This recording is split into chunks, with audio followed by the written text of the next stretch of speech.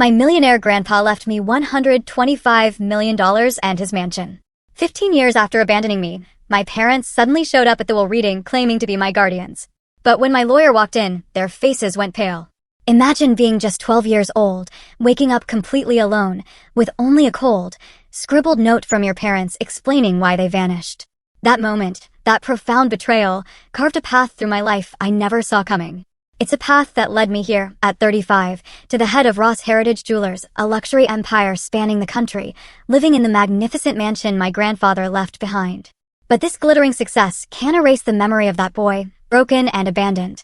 My name is Ashton Ross, and my story starts not in luxury, but in the desolate corners of western Oklahoma City, where dusty winds rattled the flimsy tin walls of our trailer. It was a place of peeling paint and broken dreams, a tiny living room with a tattered sofa, a greasy kitchen corner, and 2 bedrooms so cramped they felt only big enough to hold our nightmares. My dad, Patrick, was once the owner of an auto repair garage, but by the time I was 7, he was a shadow of the man he'd been. The business went bankrupt, and he sank into gambling. I can still hear the nights he came home, eyes bloodshot, reeking of cheap whiskey. He'd bellow at Mom, blaming her for everything, from unpaid electric bills to his casino losses. "Paula, don't you see I'm trying?" he'd roar, slamming his fist on the table until glasses shattered.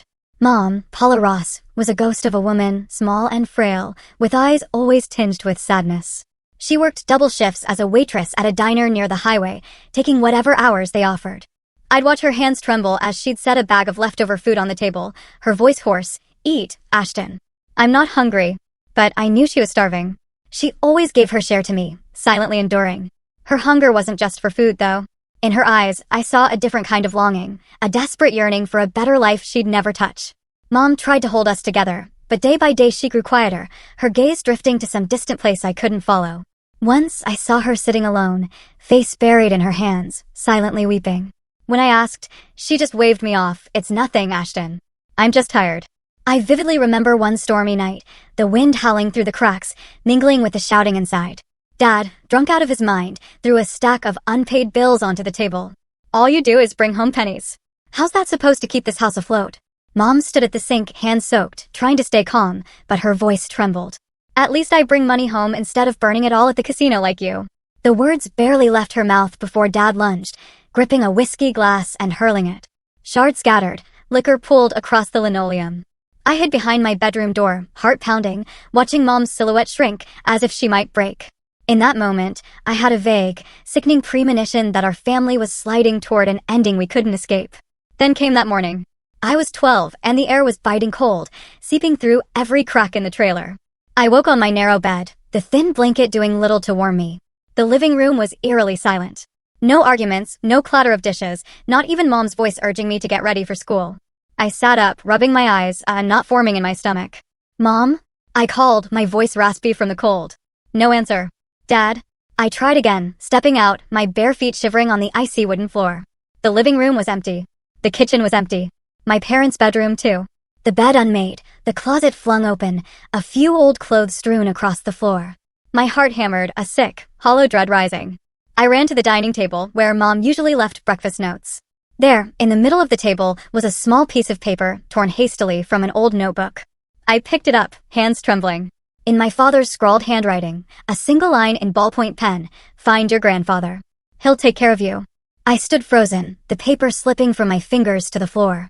My mind went blank, a single question looping endlessly. Where did they go? Why? I ran outside, ignoring the biting cold, scanning the barren lot. No one. No sign of Dad's old pickup truck. No trace of Mom. Just the wind whistling through the dry grass and the sound of my heart pounding in my chest. They were gone. My parents had abandoned me, alone in this frigid trailer, without explanation, without goodbye.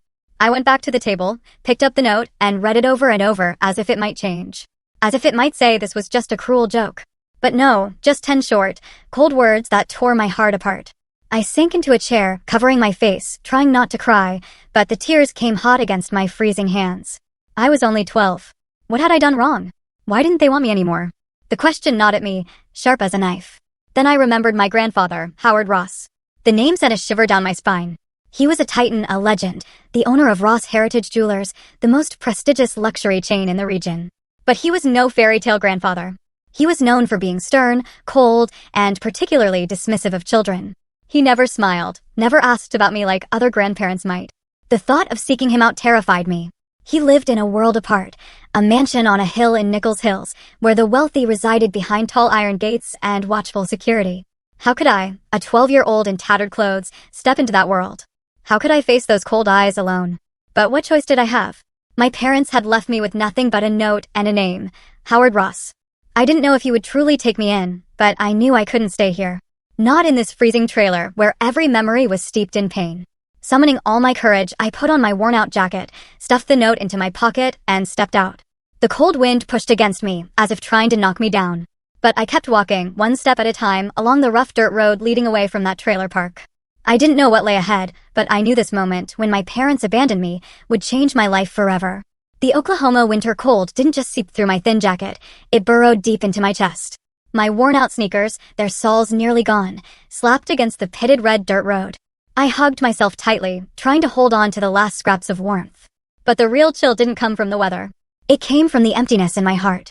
The note in my pocket felt like a heavy weight, a constant reminder that they had chosen to abandon me, that I was now utterly alone. My grandfather's house in Nichols Hills was miles away. I had no car, no money, not even a phone to call anyone. But I knew I had to find him. My parents' trailer, now just an empty shell, held memories of arguments, bitter words, and now their final betrayal. I decided to head to Tommy's house, my best friend, a few blocks away. He and his dad, Hank, were the only people I thought might help me now. When I reached Tommy's house, the sun had climbed higher, but the cold refused to relent. Their home was a small wooden place, not much. Better than mine, but at least it was warm, with a faint smell of toasted bread in the air. I knocked, my hands raw. "Ashton, why are you here so early? What's wrong?" Tommy pulled me inside, and when he saw my state, scared eyes red, he went quiet, as if sensing something terrible had happened. I told Tommy and his dad everything.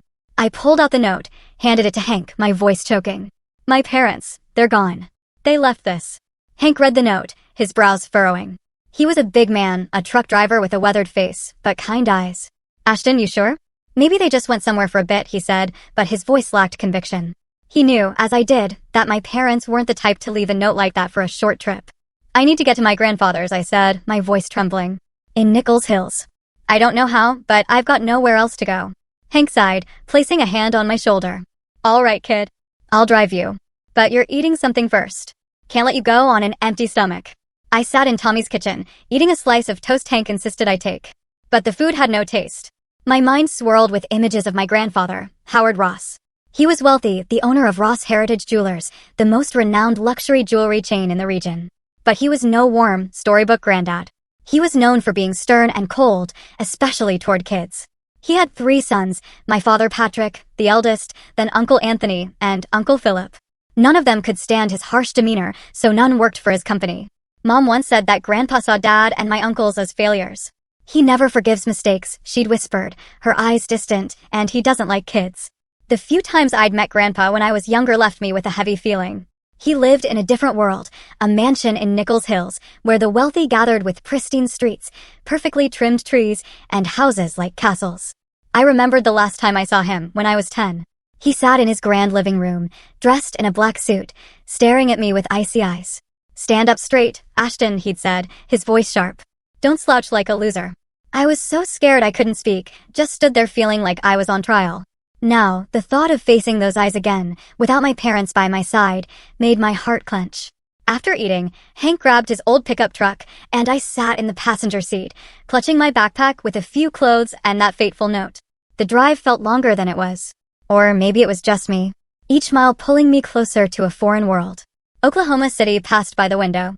The slums gave way to wider roads, towering buildings, and finally the upscale neighborhoods of Nichols Hills. As we turned onto the road leading up the hill, I saw it. Grandpa's mansion. It wasn't just a house, it was a fortress, with towering iron gates, security cameras peeking from stone walls, and 2 guards stationed at the entrance. The sprawling lawn was meticulously maintained, with vibrant red flower beds and lush green trees. The main house loomed, massive, with white columns and a red-tiled Southern-style roof, like something from a movie about the elite. But to me, it wasn't beautiful. It was terrifying, like a monster with its jaws open, waiting for me to step inside. Hank stopped the truck at the gate, exchanging a few words with a guard through the intercom. A moment later, the iron gate creaked open. He patted my shoulder. "You okay, Ashton? I can stay if you need me." I shook my head, forcing a smile. I'm fine, Hank. Thanks. But I wasn't fine. I was scared, confused, and the loneliness had never felt so stark. I stepped out of the truck, backpack slung over my shoulder, and walked through the gate. The guard led me across the lawn to the massive wooden front door. A middle-aged man in a crisp black suit with neatly combed hair appeared. He introduced himself as Raymond Lawson, Grandpa's new butler. Master Ashton, he said, his voice calm but formal. Mr. Howard is waiting for you in his study. I swallowed hard, feeling like I was walking into a courtroom. Raymond led me through a grand hallway lined with paintings and gleaming marble floors. Everything screamed wealth, but it was cold, devoid of the warmth a real home should have. At the end of the hall, he stopped before a heavy oak door. He knocked lightly, and a deep voice echoed from within. Come in. Raymond opened the door, and I stepped inside. Grandpa Howard Ross sat behind a massive wooden desk, dressed in a gray suit. His silver hair swept back, his eyes sharp as knives. He looked at me, no smile, no warmth, just a curt command. Sit down, Ashton. I obeyed, my legs trembling. His gaze seemed to pierce through me, as if weighing my worth. I know what your parents have done, he said, his voice dry. From now on, you're staying here. But don't expect to be coddled. There's no room for weakness in this house. I sat silent, my heart pounding, unable to meet his eyes. I knew in that moment my life would never be the same. This mansion, with all its grandeur and coldness, would be my new home and my first battlefield. Ashton, my grandfather continued, his voice low but sharp. From now on, you're part of this family, but this family is not a place for daydreaming or laziness. You will live by my rules. He handed me a piece of paper with 5 lines of handwritten text. The writing firm and neat, just like the man himself. My heart pounded as I skimmed it. Be punctual. Be financially independent. Never lie. Take responsibility. Train your mind, body, and soul. These are the 5 golden rules, Grandpa said, his voice devoid of emotion. You will live by them, or you will have no place in this house. I nodded, not daring to ask questions, though my mind was a storm of them. Financially independent? I was only 12. Train my mind, body, and soul? His gaze made it clear this wasn't the time for questions. Raymond Lawson, the butler, led me out of the study into my new room on the 2nd floor. The room was 3 times the size of my old bedroom, with a large bed, a walnut wardrobe, and a window overlooking the lush garden. But it didn't make me feel at ease. Everything here was too perfect, too foreign, as if I were an outsider trying to fit into a painting that didn't belong to me. Raymond placed a hand on my shoulder, gentle but firm. Young master, don't be afraid, he said, his voice warm yet steady. Mr. Howard is strict, but he does this for your own good. Try your best and you'll understand. Those first days? A living nightmare. Every morning, the alarm blared at 5:30, and I had to get up to jog around the sprawling garden. I hated running. My legs ached, my breath came in gasps, and the morning chill made me want to crawl back under the covers. But Raymond was always there, stopwatch in hand, his gaze stern. Rule number 5, Master Ashton, he'd remind me. Train your body. Mr. Howard doesn't tolerate laziness. I gritted my teeth and trudged on, though inside I wanted to scream that I didn't belong here. At my new school, a private academy for wealthy kids in Nichols Hills, things were even worse. Grandpa enrolled me there within the first week, handing me a crisp new uniform that felt like someone else's armor. The other kids stared at me like I was an alien. You're the abandoned grandson of Mr. Ross, huh? A blonde boy in an expensive shirt sneered as I walked into class. His words cut like a knife, reopening wounds that hadn't yet healed. I bowed my head, pretending not to hear, but inside a storm of anger and humiliation raged. I wanted to run, to return to my old rundown trailer, where at least I knew I belonged. But running wasn't an option. Grandpa wouldn't allow it. Every evening, I had to sit at the desk in my room doing homework under Raymond's watchful eye. If I lagged, Grandpa would appear at the door, silent, his gaze making me feel smaller than ever. Once I sneaked a game on the old computer Raymond had lent me, thinking no one would know. But the next morning, Grandpa summoned me to his study. Rule number 3, Ashton, he said, his voice cold, his eyes. Never lie, and don't think you can fool me. He confiscated the computer and ordered me to clean the entire backyard garden as punishment. I worked until I was exhausted, my hands scratched from thorny bushes. But when I looked into his eyes, I saw no anger, just expectation, as if he were testing whether I'd break. Mistakes like that happened often. I was late to school because I overslept, skipped workouts because I was tired, even lied about finishing homework to get a break. Each time, Grandpa handled it with strict but fair consequences. He didn't yell like Dad or cry like Mom. He simply imposed a punishment and expected me to correct myself. Discipline isn't about punishment, Ashton, he said once as I stood before him, drenched in sweat after cleaning the garage for 3 hours. It's about forging you into a man. At first, his words only made me angry. I didn't want to become a man his way. I just wanted to be a kid, loved and protected. But slowly, through the suffocating months under his iron discipline, I began to realize something. The punishments weren't meant to hurt me. They were meant to teach me to be stronger. Time passed like a gust of wind, and I went from a 12-year-old boy to a 15-year-old teenager, then 18, living in my grandfather Howard Ross mansion. Nichols Hills, with its pristine streets and castle-like homes, remained a foreign world to me. But I learned to survive in it, step by step, under my grandfather's stern oversight. My teenage years weren't spent at parties or hanging out aimlessly. Every weekend, I was at Ross Heritage Jewelers. Beyond schoolwork, Grandpa required me to do odd jobs at his company. On weekends, while my peers rested, I had to be at the main office in downtown Oklahoma City, running errands, organizing paperwork, or observing boardroom meetings. The first time I stepped into the company's gleaming glass building, I was struck. The jewelry displays sparkled under the lights, with diamonds and pearls arranged like works of art. But I wasn't allowed to touch or daydream. "You're here to learn, not to gawk," Grandpa said, his voice sharp when he caught me staring at a sapphire ring. "If you want a place in this world, you have to work for it." The tasks were menial, but they taught me my first lessons in responsibility. I had to check invoices, ensure numbers matched, and if I got a single digit wrong, Grandpa would summon me to his office, point to the mistake, and ask, "How much do you think this error costs, Ashton?" I'll never forget the first time I messed up a delivery form. Grandpa didn't yell, but his gaze made me feel smaller than ever. "Fix it now," he said, then turned away, leaving me alone with the paperwork until midnight. My teenage years were far from easy. They were filled with challenges, from the grueling lessons at school to the mistakes I made at work. But in those years, I learned that strength doesn't come from never falling. It comes from getting back up each time you do. Grandpa, with his iron discipline, and Raymond, with his quiet kindness, together shaped me day by day, step by step. Slowly, I began to realize that I wasn't just an abandoned boy. I was Ashton Ross, and I was carving my own path. When I entered my final years of university, I was no longer the awkward boy in a school uniform. I was 21, taller, broader-shouldered, and my gaze no longer shied away when provoked.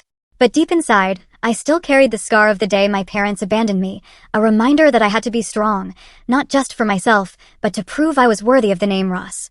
My grandfather began entrusting me with bigger responsibilities in the company. No longer just running errands or checking invoices. I was allowed to participate in real projects, sit in strategic meetings, and even contribute ideas. "You're not here to be a speak-up or don't sit here at all," he'd say. Those words, though harsh, were an invitation. My grandfather wanted me to prove myself, not just to him, but to the board of directors, men and women in expensive suits who always looked at me with a mix of curiosity and skepticism. One morning in my final year of university, I received an email from my grandfather asking me to prepare for a major project, negotiating with a diamond supplier from South Africa to secure a supply for the company's new collection. It was the first time I had been given such a significant task, and the pressure weighed on my shoulders like a boulder. I spent weeks researching, reading everything I could about the diamond market, from pricing to quality, from sourcing to transportation logistics. I stayed up until 3 a.m., my eyes blurring in front of the laptop screen, but I didn't dare complain. The day of the negotiation arrived, and I walked into the meeting room with my heart pounding. Across from me was Mr. Johan Vanderm, a seasoned supplier from Johannesburg, with sharp eyes and a half smile. My grandfather sat at the head of the table, silent, but his gaze was like a blade, ready to cut through any mistake I made. The meeting went smoothly for the first 30 minutes until Mr. Vanderm suddenly announced that his supplier was considering pulling out of the deal because a competitor had offered a better price. The room fell silent. I felt the blood rush to my face, sweat beading on my forehead. This was the defining moment. Either I salvaged the contract or I would prove I was just a kid who didn't belong. I took a deep breath. "Mr. Vanderm," I said, striving to keep my voice steady. "I understand that price is important, but Ross Heritage Jewelers doesn't just buy diamonds. We build long-term relationships. We have the strongest distribution network in the US, and our reputation ensures that your diamonds will be valued higher than with any competitor." I proposed a new deal, increasing the profit-sharing percentage for the supplier in exchange for a 2-year exclusivity commitment. I glanced at my grandfather, hoping for a sign, but he just sat there expressionless.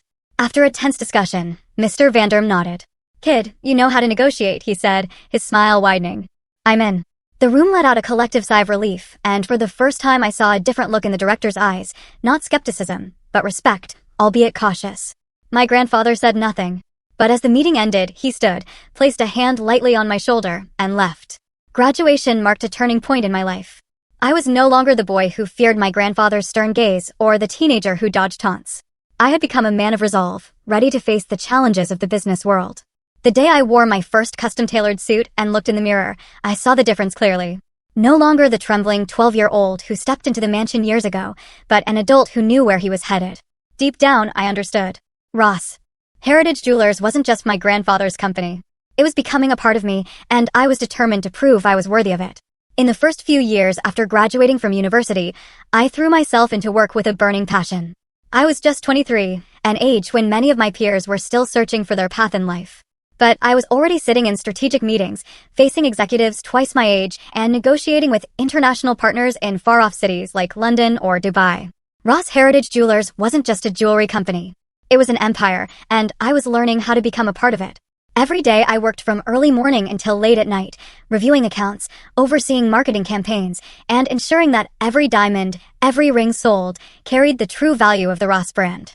My grandfather, though still the chairman, gradually handed over more responsibilities to me, and his gaze was no longer just scrutinizing. Sometimes I caught a glimmer of pride in his eyes, though he never said it out loud. But just when I thought I had found my footing, a storm from the past came crashing in. One afternoon, while I was reviewing financial reports in my office, Raymond knocked on the door, his expression unusually serious. "Master Ashton," he said, his voice low. "There's someone here to see you. They're in the drawing room." I frowned, not recalling any scheduled meetings. "Who is it, Raymond?" He hesitated, then replied, "It's your parents." My blood ran cold. Patrick and Paula Ross, names I had tried to bury deep in my memory, now resurfacing like ghosts from the past. I stood up, my hands trembling slightly, unsure of what I should feel. Anger, pain, or a naive flicker of hope that they had returned out of regret. I walked down the stairs, each step feeling like it carried 1,000 pounds. And when I pushed open the drawing room door, I saw them. My father, Patrick, sat on the sofa, much older than I remembered. His hair was streaked with gray, his face gaunt, his eyes bloodshot, as if still bearing the marks of countless nights at the gambling table. My mother, Paula, sat beside him, thinner than before, her hands clasped tightly as if trying to hold on to some semblance of calm. They looked up at me. "Ashton," my mother spoke first, her voice trembling. "Are you doing well? I've missed you so much." Her words made my heart clench, but I didn't let my emotions take over. "You missed me." I shot back, my voice shaking with a rage I hadn't known I still held. "It's been 11 years, Mom. 11 years since you and Dad left me with nothing but a note." My father lowered his head, avoiding my gaze. "Ashton, we had no choice," he said, his voice weak. "We owed too much. If we had stayed, we would have dragged you down with us." I wanted to scream at them, to ask why they didn't fight for me, why they chose gambling and debt over their own son. But I held back, remembering my grandfather's words, "Discipline is controlling yourself even when your heart wants to explode." "So, what do you want now?" I asked, my voice calm but razor-sharp. My mother hesitated, then said, We need help, Ashton. Your father is sick, and we owe a large sum. You're working for your grandfather's company, aren't you?" "Just a little. You could help us." Her words hit like a knife. They hadn't come back out of remorse, not for family. They were there for money. I looked at them, feeling the old scar in my heart bleed anew. "Help," I repeated, my voice bitter. "You left me when I was 12, without an explanation, without a single call. Now, when I have something you need, you show up. Is that why you're here?" My father shot to his feet, his face flushed with anger. "How dare you talk to your parents like that? I raised you, gave you a roof over your head, and now you're so ungrateful you'd watch us suffer." I gave a bitter laugh, unable to hold it back any longer. "A roof? More like a house full of arguments and debt. You chose the casino over me. Don't talk to me about raising me." My mother burst into tears, covering her face. "Ashton, please don't be like this. I know I was wrong, but we're family. You can't turn your back on family." Her words made me waver. A small part of me, however faint, still yearned for family, still wanted to believe they had changed. But then I remembered the note, the years of loneliness, and I knew that family bond had died long ago. Raymond stood in the corner of the room, silently observing. When my parents left, taking nothing but a promise to return, he walked over and placed a hand on my shoulder. "Master Ashton, you did the right thing," he said, his voice warm and steady. "Setting boundaries isn't cruelty. It's how you protect yourself." I nodded, but my heart still felt heavy. "Raymond, why does it still hurt?" "I thought I was over this." He gave a sad smile. "Master Ashton, wounds from family never fully heal, but you're stronger than them. Don't let them pull you down." In the months that followed, my parents reappeared a few more times, each time with a new excuse, gambling debts, illness, or even belated apologies. They cried, begged, and tried to guilt me. Once my father even showed up at the company office, shouting in front of the staff, "Who do you think you are, Ashton? Just a lucky kid your grandfather picked up." I stood there, my heart pounding, but I didn't let my emotions take over. "Dad," I said calmly. "You abandoned me when I needed you most. You have no right to be here anymore." When my grandfather heard about my parents' reappearances, he said only one thing: those who abandoned their own flesh and blood have no right to return just for money. His words were cold, but true. I gradually learned to let go of the illusion of my parents, to set boundaries, as Raymond advised. Each time they showed up, I grew tougher, but it also hurt more. I didn't want to become a cruel person, but I knew that if I didn't protect myself, I'd be dragged back into the abyss of my past. Raymond remained by my side like a guiding light. One evening, after my parents left again, leaving me with an empty feeling, he brought me a cup of tea and sat down. "Master Ashton, do you remember rule number 4? He asked. I nodded. "Take responsibility." He smiled. "Exactly. But responsibility isn't just to the company or to Mr. Howard. It's to yourself, too. You don't owe them anything, Ashton. You only owe yourself a better life." At 27, I made waves in the industry with a creative marketing strategy, a jewelry collection inspired by family heritage, integrated with QR codes that allowed customers to trace the origin of gemstones. Thanks to this strategy, the company's revenue surged by 25% in just the first quarter, and articles in Forbes and Bloomberg began referring to me as the promising heir of the Ross Empire. I worked tirelessly, from analyzing market data through Google Analytics to holding virtual meetings with partners via Zoom, ensuring every detail in the supply chain was flawless. Life seemed to be on the right track, and I felt I had truly earned the Ross name. But then everything changed in a single moment. During a board meeting in October, my grandfather, Howard Ross, who always sat at the head of the table with the unyielding presence of a general, suddenly clutched his chest, his face turning pale, his eyes, usually sharp as a blade, clouded with pain. The room fell silent. I rushed to his side, my hands trembling. "Grandfather, what's wrong?" I asked, my voice choked, gripping his hand tightly. He gave a faint nod, his voice weak. "It's nothing, just tired." But I knew it wasn't true.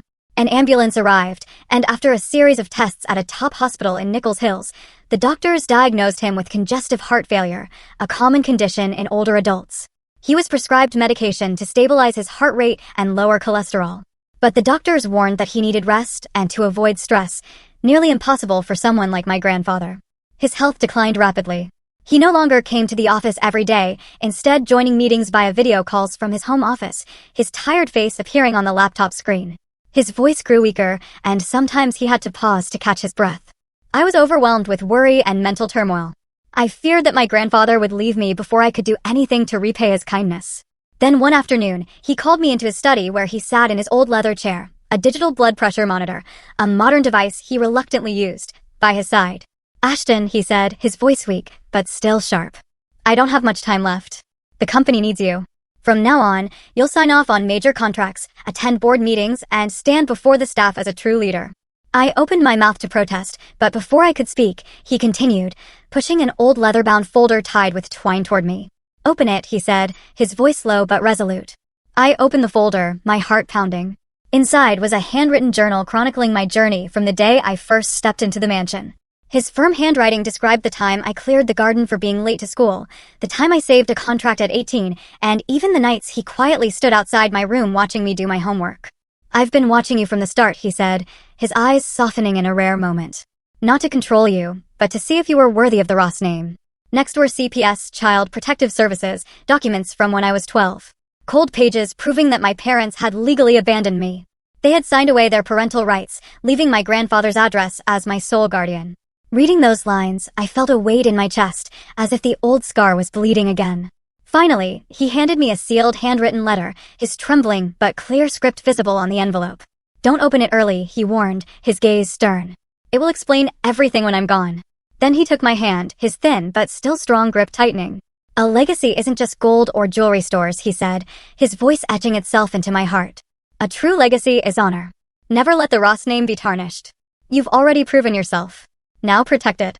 His words weren't just advice. They were a will, a lifelong responsibility. I nodded, my eyes stinging, determined not to let tears fall in front of him. Raymond stood in the background, silently watching. His eyes glimmered with a mix of pride and sadness. He understood that this moment wasn't just about passing down wealth. It was about passing down trust and a lifetime of responsibility. As we left the room, Raymond patted my shoulder, his voice warm and steady. "Master Ashton, Mr. Howard chose you not because of blood, but because you forged yourself. Now it's time to prove it. I nodded, the weight of responsibility heavy on my shoulders, but also a new fire igniting within me. From that moment, I officially stepped into the role of the chosen heir. I led the company through challenging months as my grandfather underwent surgery to place a stent to clear his arteries. I signed off on major contracts, from expanding stores to investing in blockchain technology to ensure gemstone traceability. I met with employees, sharing a vision. We don't just sell jewelry, we sell trust. And that trust must endure. Each decision was a test, but I was no longer afraid as I once was. I had been shaped by years of trials, guided by my grandfather's lessons and words like a lighthouse illuminating my path. In December of that year, I was in London, meeting with a major partner to negotiate a contract for pearl supplies from Japan.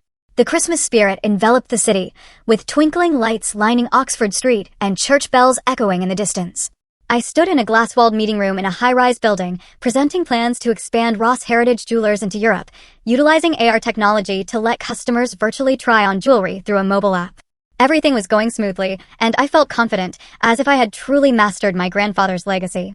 Then on Christmas Eve, my phone buzzed. It was Raymond. His voice, trembling through the speaker, was unlike his usual calm demeanor. "Master Ashton, Mr. Howard, he's gone." I stood frozen, the phone nearly slipping from my hand. My grandfather had passed away in his sleep in his study at the mansion, next to his notebook of company records and the digital blood pressure monitor, the final traces of the months he spent battling heart disease. I canceled all my plans, booked the earliest flight back to Oklahoma City, my heart pounding as if it might burst. On the 10-hour flight, I stared out the window, seeing only endless darkness, as if the world had dimmed along with him. When I stepped into the mansion, the air felt heavy as lead. Raymond embraced me at the door, his eyes red, but striving to remain composed. "Master Ashton," he passed peacefully. "He was so proud of you." I nodded, my throat tight, unable to speak. I walked into my grandfather's study, where everything remained unchanged, the oak bookshelf, the ticking pendulum clock, and his portrait in a gray suit. But he was no longer there. Only I remained, along with the responsibility he had left behind. My grandfather, Howard Ross' funeral, was held solemnly at Nichols Hills United Methodist Church, a historic church with white stone columns and stained glass windows gleaming under Oklahoma's winter sun. That day, the air was bitterly cold, but the church was packed. Relatives, company employees, longtime partners.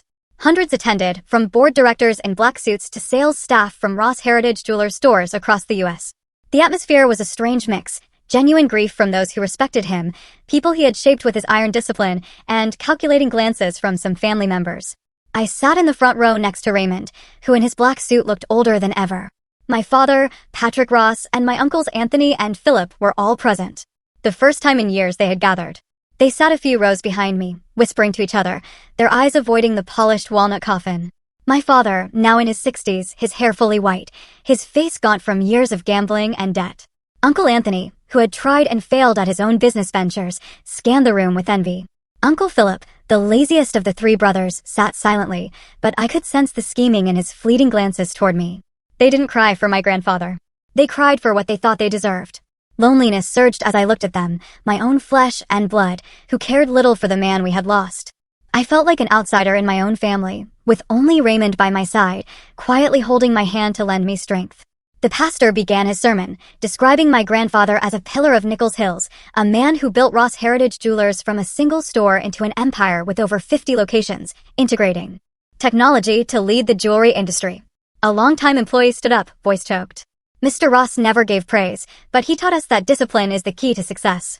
I sat there, tears streaming down my face, remembering the years he made me clear the garden for being late to school. The times he looked at me with a sharp but expectant gaze. That was his love, though he never spoke it aloud. But when I glanced at my father and uncles, I saw them whispering, their eyes glinting as they mentioned the legacy. They weren't here to mourn. They were here to wait. After the funeral, the group moved to the office of Lawrence Monroe, the attorney, in a modern glass building in downtown Oklahoma City. The atmosphere was tense, like a taut string about to snap.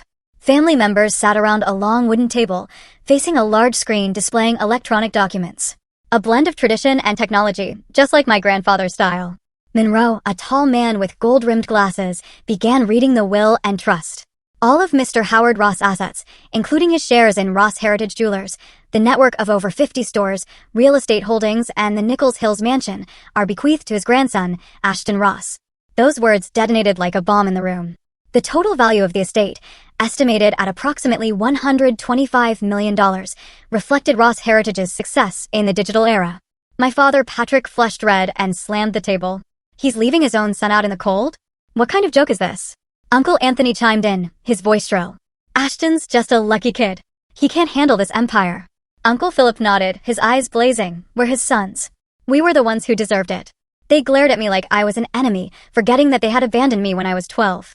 Monroe continued, his voice steady but authoritative. The three sons, Patrick, Anthony, and Philip, each receive a symbolic inheritance of $50,000 as a gesture of honor. He went on, a no-contest clause. If any of the three sons file a lawsuit to dispute the will, they will forfeit even this small inheritance. The trust is irrevocable unless there is evidence of fraud or undue influence. This clause, designed to prevent baseless litigation, ensured my grandfather's wishes would be upheld. Then came the most dramatic part, a 90-day challenge clause. Ashton must prove his ability to maintain the company's stability and achieve positive profits for 3 consecutive months. If he fails, the entire estate will be transferred to a charitable foundation for abandoned children, reflecting Mr. Howard's values. This was the final test, a way for my grandfather to ensure his legacy went to someone worthy. The room erupted in outrage. My father stood, pointing at me. Who do you think you are, Ashton? Just a kid your grandfather picked up. Uncle Anthony shouted, we'll sue. We won't let this kid take everything. Uncle Philip, usually silent, sneered, 90 days? He'll crumble. Just wait. The employees and partners remained quiet, some nodding in support of me. They had seen me steer the company through a supply chain crisis when diamond prices soared due to conflicts in Africa. I sat silently, my heart pounding, cold sweat running down my spine. This was the greatest challenge of my life, not just about money, but about proving I was worthy of my grandfather's trust. I remembered his words, a true legacy is honor. Raymond squeezed my hand under the table, whispering, Master Ashton, Mr. Howard believed in you. Now it's time to shine. I took a deep breath and looked directly at my father and uncles. This is grandfather's will. I won't let him down. But inside, I knew the next 90 days would be a fierce battle. Not only against the pressures of the board, but against the schemes of my own family. The days following the announcement of the will, the atmosphere at Ross Heritage Jewelers headquarters in downtown Oklahoma City was heavy, like the calm before a storm. The 90-day challenge my grandfather had set to keep the company stable and achieve positive profits was not just a test of ability, but a battle for survival. I knew my father Patrick and my uncles Anthony and Philip wouldn't sit idly by. The no-contest clause in the will prevented them from filing lawsuits. But I sensed they were plotting to sabotage me, waiting for me to fail so the entire estate would go to a charitable foundation, or worse, so they could find a way to manipulate the outcome afterward. Their schemes began sooner than I expected. Just a week after the funeral, an article appeared on a local online financial news site with a sensational headline, Ashton Ross, Young Heir, or Threat to the Ross Heritage Empire? The article cited insider sources claiming I lacked experience, that the company was losing trust from major suppliers, and that sales were at risk of plummeting. I read the article in my office, my face flushing with anger. I knew who was behind it, my father and uncles. Unable to attack directly, they were using the media to undermine the board's confidence in me. The board of directors began to waver. During a Zoom meeting, Mr. Gerald Thompson, a veteran director, looked at me through the screen, his voice laced with doubt. Ashton, are you sure you can keep the company stable for 90 days? We can't risk Ross Heritage's reputation. The other faces on the screen mirrored his skepticism. I took a deep breath, maintaining the composure my grandfather had taught me. Mr. Thompson, I replied firmly. I've led the company through a supply chain crisis. I understand this pressure. Give me 90 days and I'll prove myself. But inside, the pressure felt like a boulder on my shoulders. My father and uncles didn't stop at the article. They began contacting senior employees, sowing doubts about my leadership. One morning, I received an email from a store manager in Dallas reporting that Miss Linda Carter, a veteran in the finance department, was spreading rumors that I was deliberately hiding data to inflate reports. I immediately summoned her. In the meeting room, Linda fidgeted, her eyes avoiding mine, mumbling about hearing it from a reliable source.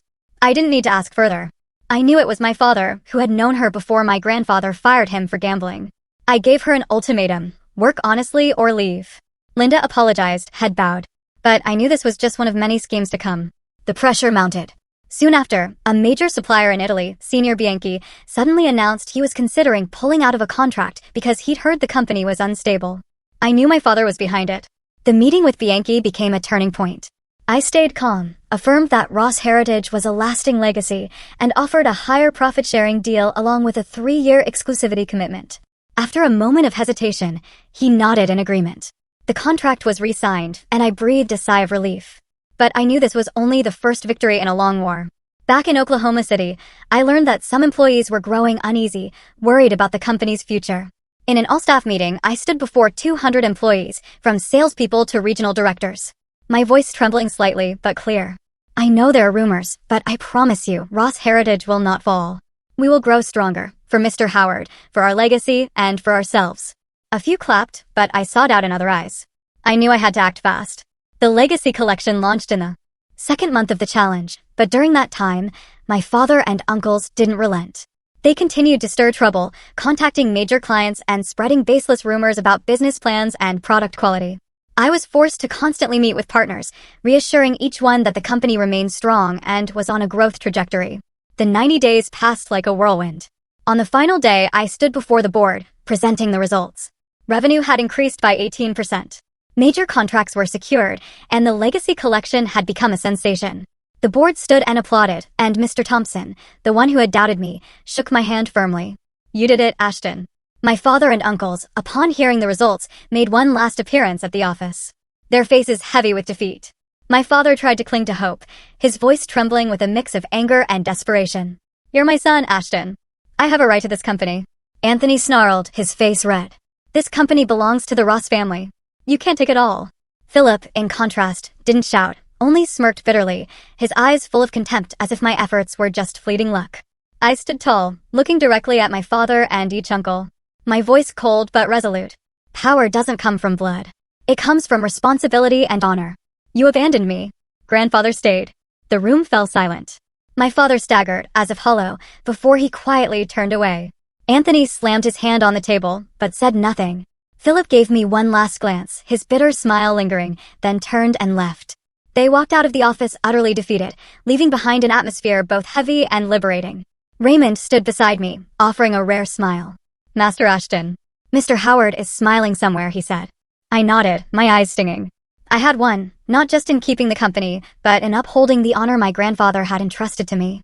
As I stepped out of the meeting room, the afternoon sunlight of Oklahoma City streamed through the glass windows, illuminating the hallway of Ross Heritage Jewelers headquarters, where paintings chronicling the company's history hung neatly on the walls. I paused before my grandfather's portrait, Howard Ross in his gray suit, his gaze sharp yet filled with pride. I felt he was still watching me, not with the scrutiny of when I was 12, but with quiet satisfaction.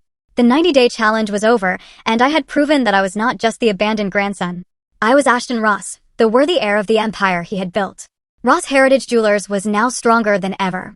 The Legacy Collection was not only a commercial success, but also a story of discipline, honor, and perseverance. We continued to expand, opening new stores in Dallas and Houston. But this victory was more than numbers. It was a testament to my journey from a trembling 12-year-old stepping into the mansion to a 35-year-old man leading an empire. My father Patrick and my uncles Anthony and Philip gradually lost all influence. After their humiliating defeat in the 90-day challenge, they no longer appeared at the mansion or the office. I heard once that my father tried to open a small casino in Nevada, but quickly failed due to debts. Anthony and Philip vanished from Nichols Hills, regarded with contempt by the community. Not because they were poor, but because they had forsaken honor, the value my grandfather always placed above all else. Oklahoma City in 2025, despite its modern glass buildings and booming social media, still valued family and reputation, and my father and uncles had lost both. To honor my grandfather, I organized a ceremony at the company's headquarters, launching the Howard Collection. Each piece of jewelry inspired by a detail from his life, like a ring modeled after the pendulum clock in his study, or a necklace engraved with the phrase, "Discipline is freedom." The event drew hundreds of guests, from international partners to longtime employees. I stood on the stage before my grandfather's portrait and spoke. Howard Ross didn't just leave a timeless legacy. He left us a timeless lesson, that honor, built through discipline, is the greatest treasure. The crowd applauded, and I saw Raymond standing in the corner of the room, his eyes gleaming with pride. But the most meaningful moment came on a quiet evening when I opened the safe in the study and took out the sealed handwritten letter my grandfather had left me. I had kept it for months, too afraid to face what he had written. Now, with the company stable, I felt ready. I tore open the envelope, my hands trembling, and read his final words. "Ashton, if you're reading this, I'm gone. But I want you to know I didn't choose you because you're my grandson. I chose you because you chose to rise, even when life pushed you down. I watched you grow from a frightened boy to a man of resolve. My legacy isn't gold or jewels. It's you and the way you live with honor. Keep going and never forget, discipline will set you free. Tears fell onto the paper, blurring his handwriting. I sat there in the study where he once sat, feeling as if he were still here, guiding me through every decision. Raymond knocked on the door, carrying a familiar cup of mint tea. "Master Ashton, are you all right?" he asked, his gaze gentle. I handed him the letter, my voice choked. "Raymond, grandfather, he believed in me from the start." Raymond read the letter and smiled. "Master Ashton, he didn't just believe in you, he loved you in his own way. And now you're living up to everything he hoped for." From then on, I led Ross Heritage Jewelers with a renewed mission. In a meeting with young employees, I stood before them not as a cold CEO, but as someone who had faced trials like theirs. "Don't fear discipline," I said. "It doesn't confine you. It frees you from weakness. And don't just protect wealth. Protect honor, because honor is what safeguards a family and a company across generations." Those words, I knew, were not just mine. They were my grandfather's, passed through me. One evening, I stood on the mansion's balcony, looking out at Oklahoma City, glowing under the city lights. Raymond stood beside me now, more like family than a butler. "Master Ashton, you've come a long way," he said, his voice warm. I nodded, smiling. "And you were always there, Raymond." "Thank you." He shook his head, his eyes twinkling. "I just brought the tea, Master Ashton. You're the one who made it all happen." In my heart, my grandfather, Howard Ross, remained present, not as a stern figure, but as a lighthouse guiding my path. I looked back on my journey, from the 12-year-old boy waking up in a cold house, clutching the note my parents left behind, to the man standing at the helm of an empire. The greatest legacy my grandfather left wasn't gold or jewelry stores. It was discipline, honor, and the strength to face any challenge. And I knew, no matter what lay ahead, I would continue to uphold the Ross name, never letting it be tarnished, just as he had instructed.